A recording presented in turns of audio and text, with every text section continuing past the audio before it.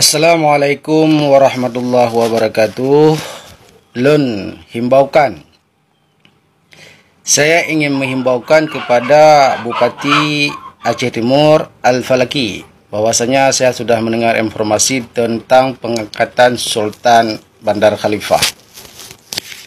Siapa beri kamu wewenangan dan kebenaran?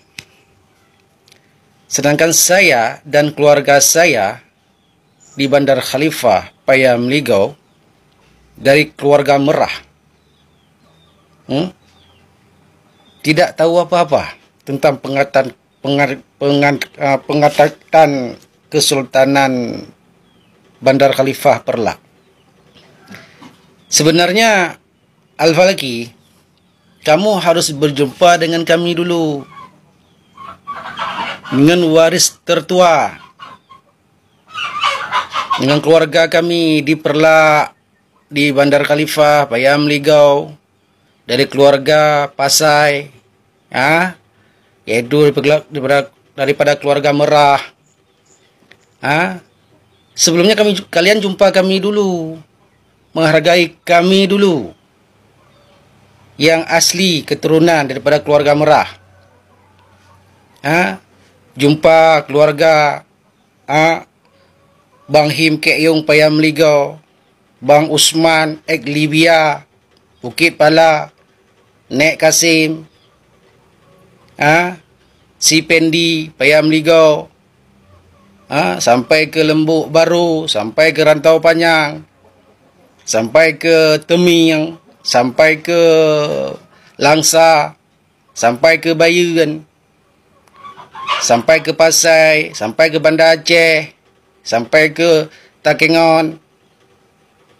Jadi kalian jumpa kami dulu, duduk muzakarah dengan kami dulu, dengan waris yang sebenarnya, daripada keluarga Ampun Hitam dan Ampun Putih. Itu keluarga Merah semua.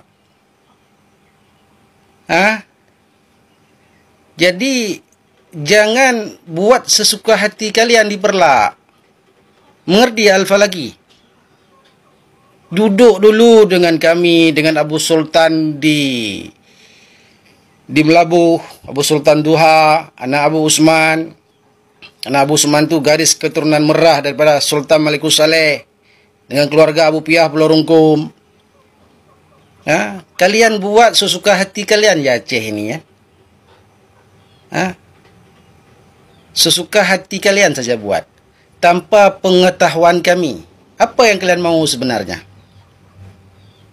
Hormatilah ahli waris Bandar Khalifah daripada keluarga Bang Him Kek Yung Payam Ligau, dan keluarga Pocut di Payam Ligau. Ini kami enggak tahu apa-apa, kalian buat sesuka hati kalian di Perlak. Bertanya dulu kepada mereka, duduk muzakarah dulu. Jangan sesuka hati kalian melantik Raja Perlak. Raja Perlak yang sebenarnya, dia memiliki karamah, maunah dan ilham di sisi Allah.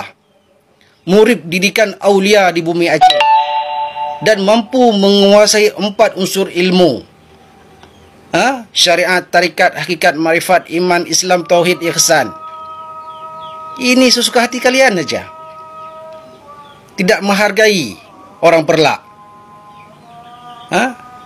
Sekian, terima kasih.